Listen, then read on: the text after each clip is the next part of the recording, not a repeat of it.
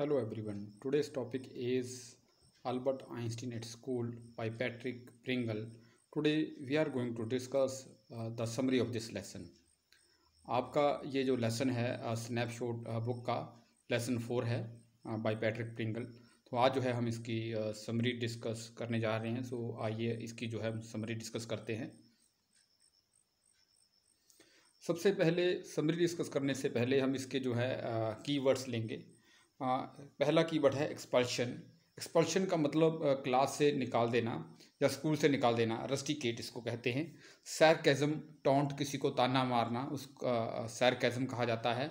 Flushed होता है गुस्से से लाल हो जाना। Became red in the face because of the embarrassment, चिंता के कारण या लाल पीला पड़ जाना चेहरा।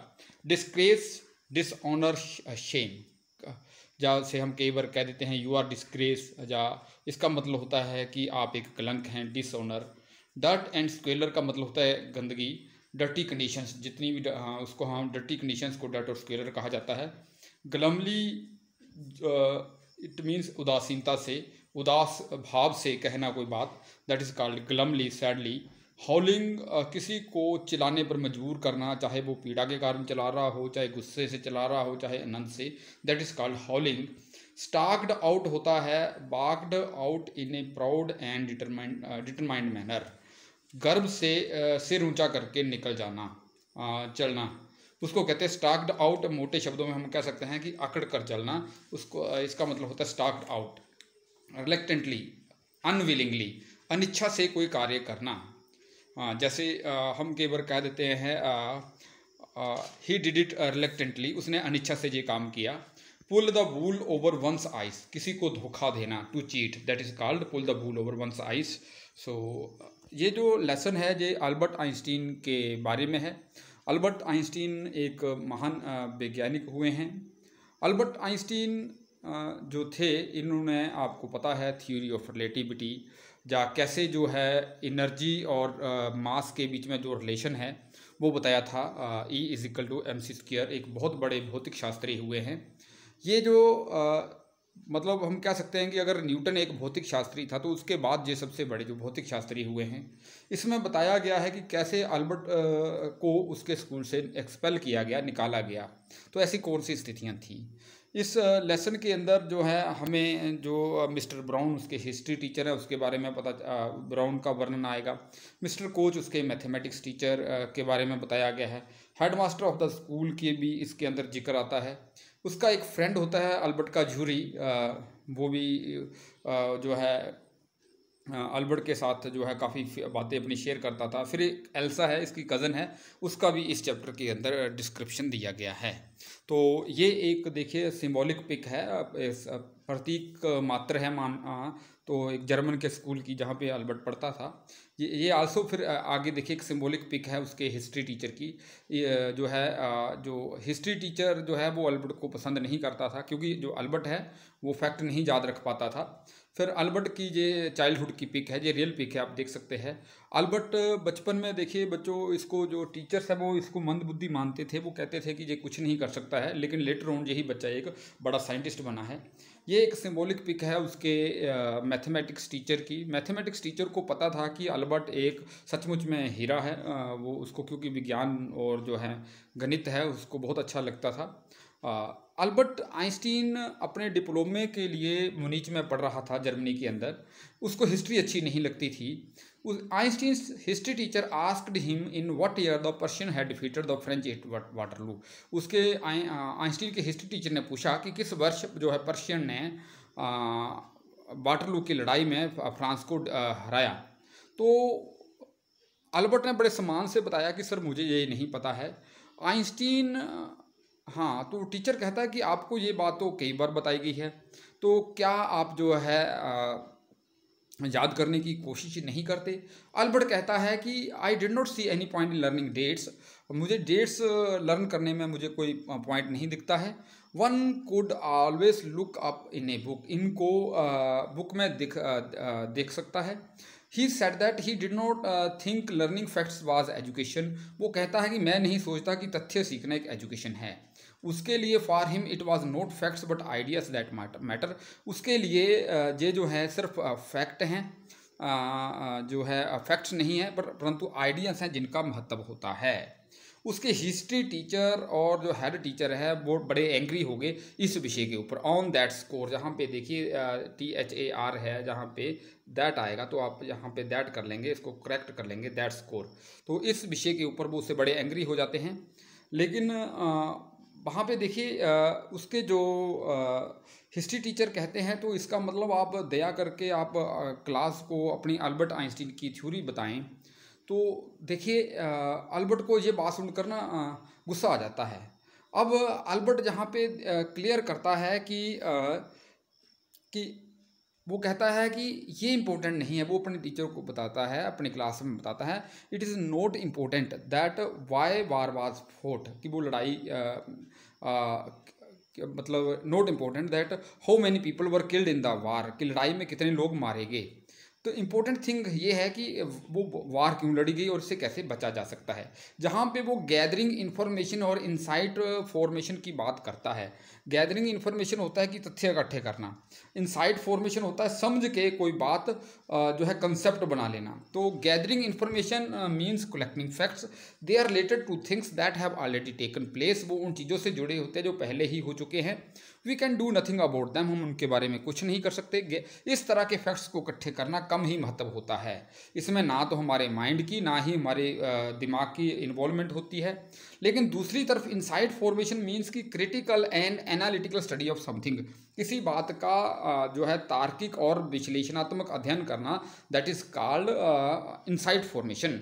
इस तरह की इन्फॉर्मेशन का अपना महत्व होता है। ये इंपॉर्टेंट नहीं है कि कितने लोग मारे गए, इम्पोर्टेंट ये है कि वो लड़ाई क्यों लड़ी गई और इसे कैसे बचा जा सकता था। वो कहता है ट्रू एजुकेशन लाइस इन इनसाइट फॉर्मेशन, अच्छी एजुकेशन जो है वो समझ बनाने में है, ना कि तथ्य इकट्ठा करने में।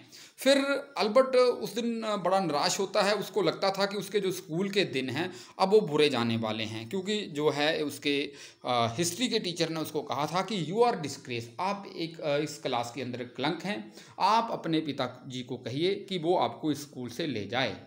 तो अल्बर्ट उस दिन बड़ा निराश था, लेकिन उसको पता था कि अब उसके जितने भी दिन हैं वो इस स्कूल के अंदर वो निराशा वाले हैं।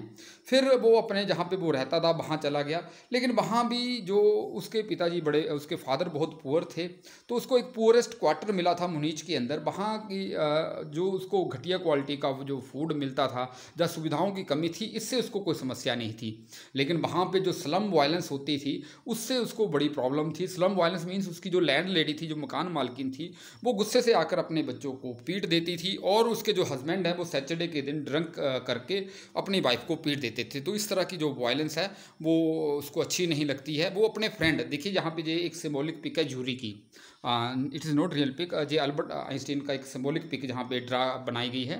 तो वो जूरी को कहता है कि आप देखिए कम से कम सभ्य लोगों के बीच में तो रहते हैं, आप बड़े सौभाग्यशाली हैं। जूरी कहता है ऐसा नहीं है। कहता पिछले ही हफ्ते जहाँ पे दो स्टूडेंट्स के बीच में द्वंद्व हुआ तो एक ने दूसरे को मार दिया। तो अल्बर्ट पूछता है कि अब जिसने उसको मार दिया उसका क्या हुआ।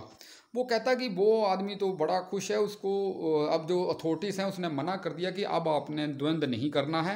और लेकिन उस आदमी को अभी भी एक जो है उसको एक चिंता का उसके लिए एक बन गया है, विषय बन गया है कि उसको लगता है कि मेरे ऊपर कोई भी घाव का निशान नहीं है जिसको आने वाले समय में मैं दिखा सकूं कि एक प्रतीक के रूप में मैं भी द्वंद्व करता था। तो इस तरह से वो अल्बर्ट को कहता कि आप भी एक दिन विद्यार्थी बनेंगे। वो कहता मैं कहाँ विद्यार्थी बनूंगा, मुझे नहीं लगता कि मैं जहाँ 6 महीने भी काट पाऊंगा स्कूल में। तो फिर इस सीन में जो है अल्बर्ट की जो कज़न है एल्सा अपीयर होती है। तो एल्सा कहती है कि देखिए आप जो है पे आप अपना डिप्लोमा ज़रूर पास कर लेंगे। She assured him that he would surely pass his diploma. Elsa जो है बर्लिन में रहती थी, लेकिन ये म्यूनिक में उसको मिलने आई होती है। वो उन स्टूडेंट्स की एग्जांपल देती है जो बड़े पुअर होते हैं स्टडी में, लेकिन फिर भी अपना वो है जो डिप्लोमा पास कर लेते हैं। वो कहती कुछ नहीं, बस आपने रटना है या रिपीट करना है जो बातें आपको बताई जाती हैं। अल्बर्ट कहता है यही तो मेरे लिए प्रॉब्लम है। वो बोलती है आप एक पैरेट की तरह, एक तोते की तरह उन चीज़ों को रट लो। फिर एल्सा देखती है कि अल्बर्ट के हाथ में एक किताब थी जियोलॉजी की। वो कहती है अच्छा जियोलॉजी की, तो इट मीन्स कि रॉक्स एंड थिंग्स आपको चट्टानों और अन्य बातों के बारे में पढ़ाया जाता है। वो कहता नहीं, हमारे स्कूल में साइंस नहीं सिखाई जाती है। तो वो कहती है कि आप ये किताब क्यों पढ़ रहे हैं। अल्बर्ट कहता है कि मुझे ये इस तरह की बुक्स पढ़ना अच्छा लगता है। कहता है यही तो मेरे साथ प्रॉब्लम है। तो एल्सा ने अब ठंडी सांस ली। कहती कि आपका कुछ नहीं हो सकता, तो इस तरह से आपका मुझे नहीं लगता कि आप जो है अपना डिप्लोमा का एग्ज़ाम क्लियर कर पाएंगे। फिर अल्बर्ट को जो है म्यूज़िक में बड़ा इंटरेस्ट था। वो तब तक वायलिन बजाता रहता था जब तक कि उसकी मकान मालिक का सिर न चकराने लगे। वो उसको जब तक उसको मना नहीं करती थी। मतलब उसको क्या था कि मैथमेटिक्स और साइंस के अलावा उसका जो इंटरेस्ट था वो म्यूज़िक के अंदर था। फिर वो जूरी को मिलता है। वो जूरी को कहता है कि आप कम से कम एक ऐसे डॉक्टर की जो है आप कोई ऐसा डॉक्टर, कहता कि मैं स्कूल में ज़्यादा दिन नहीं रह सकता, तो और ना ही मेरे जो पेरेंट्स हैं वो मुझे परमिट नहीं करेंगे स्कूल को छोड़ने के लिए। तो वो जूरी की मदद से एक योजना बनाता है, अपने फ्रेंड जूरी की मदद से।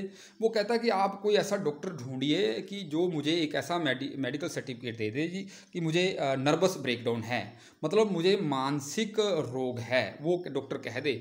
जूरी कहता कि ऐसा डॉक्टर, मैं नहीं सोचता कि डॉक्टर ऐसा कह देगा। वो कहता कि मैं तो ऐसे किसी डॉक्टर को नहीं जानता, क्योंकि मेरे पास ना तो इतने पैसे हैं, लेकिन कुछ जो मेडिकल स्टूडेंट्स हैं वो मेरे ज़रूर मित्र हैं, तो मैं चलो कोशिश करूँगा।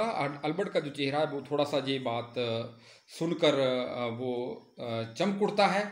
तो फिर वो अल्बर्ट जो है, सॉरी जूरी है, वो अल्बर्ट को बताता है कि एक जो डॉक्टर अर्नेस्ट बेल हैं, तो मैंने उनसे बात की है, तो आपकी जो है अगले कल उनके साथ अपॉइंटमेंट है, तो आपने उनसे मिल लेना है। अब अल्बर्ट क्या होता है कि उसको चिंता होती है कि मुझे वो डॉक्टर जो वो सर्टिफिकेट देगा या नहीं देगा।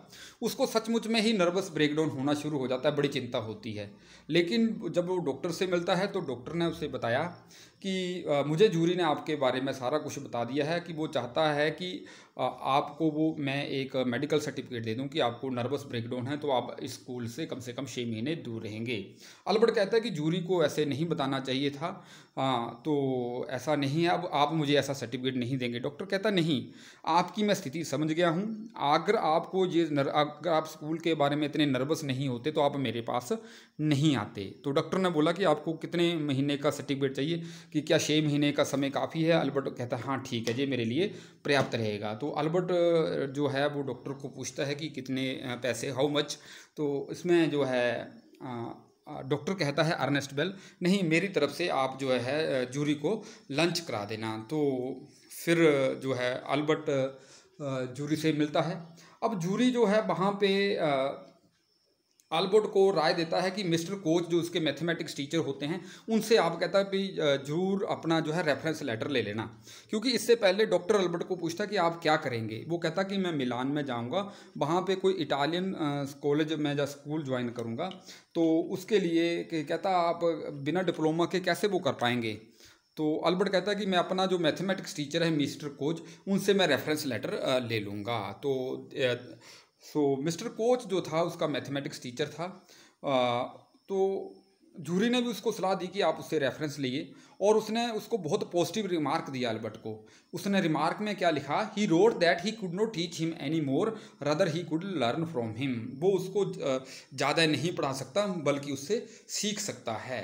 अब अल्बर्ट जो है वो सोच ही रहा था कि वो अभी जो है डॉक्टर वो अपने हेडमास्टर से मिलेगा ये सर्टिफिकेट लेकर। तो लेकिन उसको इसी बीच में जो है बुला लिया जाता है, हेडमास्टर ने बुला लिया उसको अपने कमरे में। No Albert was on firm footing to meet with the head teacher, but the head teacher sent for Albert before he could ask for an interview. The head teacher told him that his presence in the classroom made it impossible for the teachers to teach and for the pupils to learn. Headmaster ने उसको बताया कि उसकी जो presence है classroom के अंदर, इससे है जो टीचर्स को पढ़ाना मुश्किल होता है और जो बच्चे हैं वो सीख नहीं पा रहे हैं, क्योंकि वो कॉन्स्टेंट रेबेलियन था, वो विद्रोह करता था। एंड नो सीरियस, हाँ जहाँ पे देखिए सीरियस लिखा है, जहाँ पे आएगा सीरियस तो इसको आप करेक्ट करेंगे, no serious, no serious SERIOUS, no serious work could be done, कोई भी सीरियस काम नहीं हो सकता कि जब वो वहाँ पे है। सो हेड टीचर ने उसको बोला कि आप जहाँ से स्कूल से चले जाइए। होल्डिंग हिज हेड हाई, अपना सिर ऊंचा करके, ही स्टार्क्ड आउट, वो अकड़कर बाहर चला गया। ही वॉज वेरी हैप्पी, वो उस दिन बड़ा खुश था कि उसको he had not use that fake medical certificate, वो उसको फेक मेडिकल सर्टिफिकेट यूज़ नहीं करना पड़ा। He bade good bye to his friend, वो उसने अपने फ्रेंड को अलविदा कही और वेंट टू मिलन, और वो मिलन में चला गया। And he became a great scientist later on, और बाद में वो एक बड़ा साइंटिस्ट बना। तो इस चैप्टर से पूरा क्या निष्कर्ष मिलता है, देखिए, इन मोस्ट स्कूल, बहुत सारे स्कूल के अंदर teacher force students to mug up facts, teacher बातें कर देते हैं उनको रटने के लिए। No attention is paid to individual talents and interest, कोई भी अटेंशन है जो इंडिविजुअल टैलेंट और इंटरेस्ट को नहीं दी जाती। Any arguments or question from the students are discussed, कोई भी वाद विवाद या क्वेश्चन है वो स्टूडेंट्स से डिस्करेज किए जाते हैं।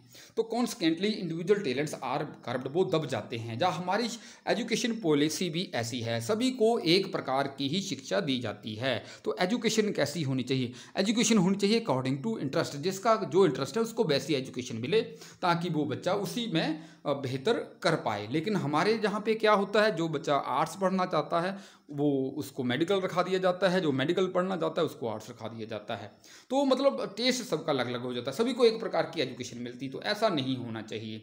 So this was this. और देखिए अल्बर्ट ऐसा नहीं है, हाँ, किसी को भी जो है मंदबुद्धि नहीं समझना चाहिए। अल्बर्ट को माना जाता था कि बचपन के अंदर ये बहुत मंदबुद्धि है, लेकिन लेटर ऑन यही जो बच्चा एक बहुत महान वैज्ञानिक माना। So this was about this. इस जो है आपको, इसको आप लाइक करें, शेयर करें और सब्सक्राइब करें, ताकि इस तरह की जो मोटिवेशन है जो है वीडियो बनाने की मुझे मोटिवेशन मिलती रहे। So have a nice day.